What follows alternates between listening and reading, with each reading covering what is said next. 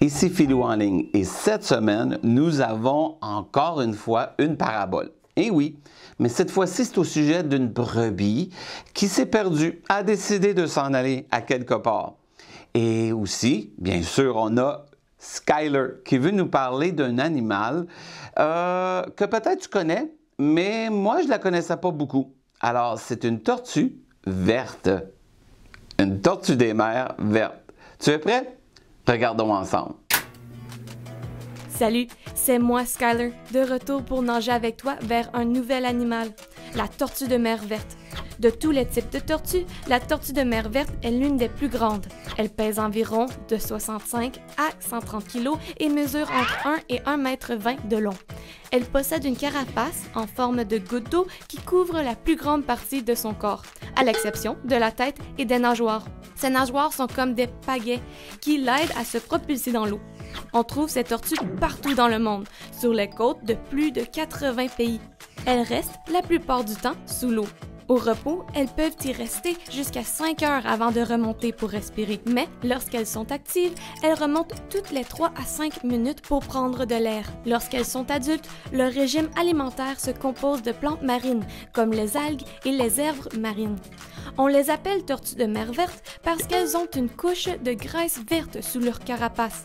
Les scientifiques pensent que c'est à cause de leur régime végétal.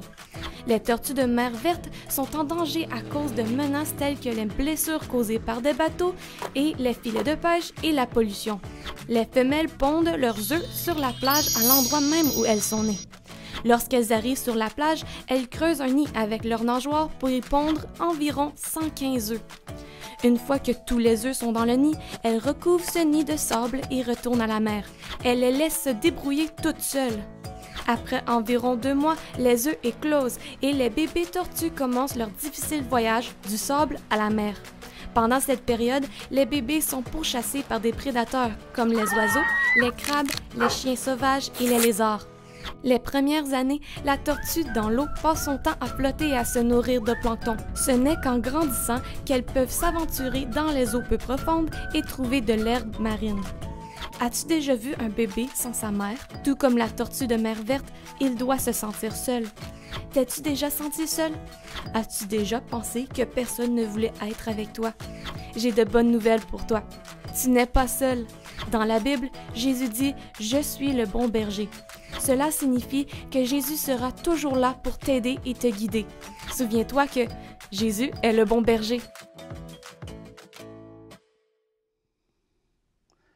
Eh oui, une tortue verte. Peux-tu t'imaginer? La maman revient, elle met les œufs et après ça, elle repart.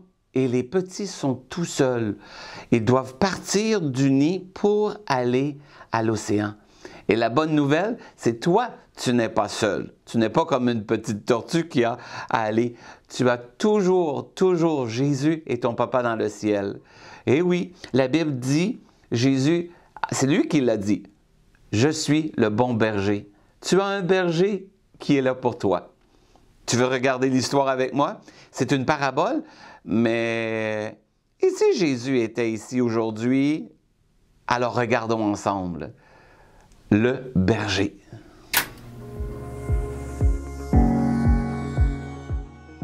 Jésus aimait raconter des histoires. En voici une. Un berger avait 100 brebis. Un matin, alors que le berger compte ses brebis, il remarque que l'une d'entre elles manque à l'appel. Oh non! Il laisse les 99 dans la bergerie et part à la recherche de la brebis manquante. Il la cherche partout, dans les vallées, sur les collines, le long des ruisseaux. Tout à coup, il aperçoit sa brebis tombée dans un ravin. Oh non! Le berger se sert d'une corde pour atteindre la petite brebis en bien mauvaise posture. Puis, il la prend sur ses épaules. Très heureux d'avoir pu lui sauver la vie, le berger ramène la brebis vers le troupeau. De retour chez lui, il téléphone à ses amis. Il appelle ses voisins et leur dit « Réjouissez-vous avec moi, j'ai retrouvé ma brebis qui était perdue. Si tu le veux, tu peux lire la parabole originale. Va dans la Bible, dans le livre de Luc au chapitre 15. Bye bye!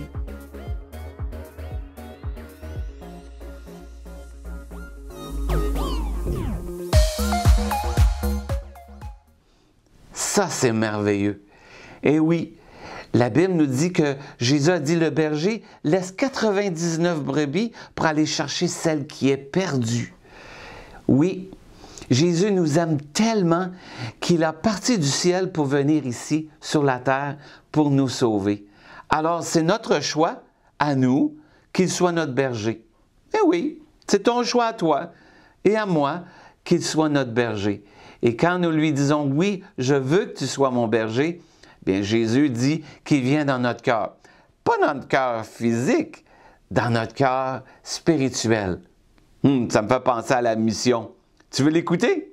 Moi aussi, je vais la faire cette semaine avec toi.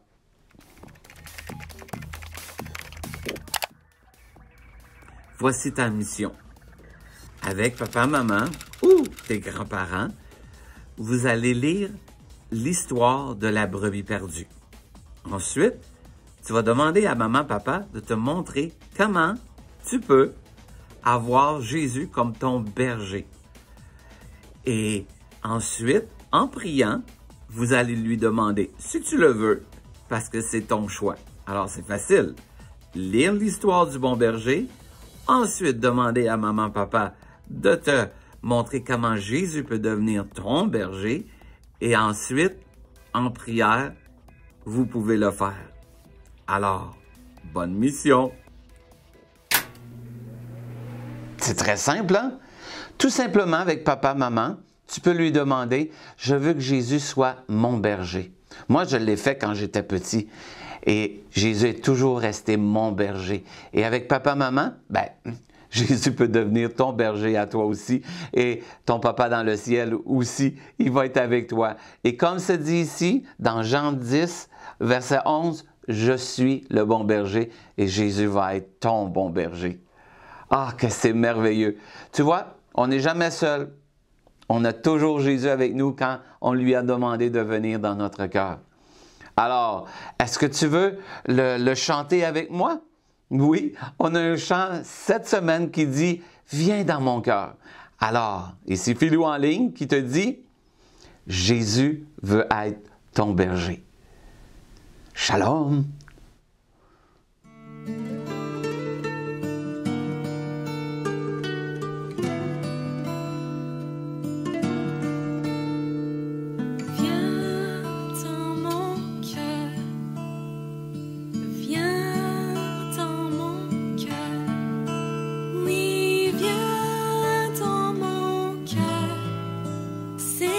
Jésus, viens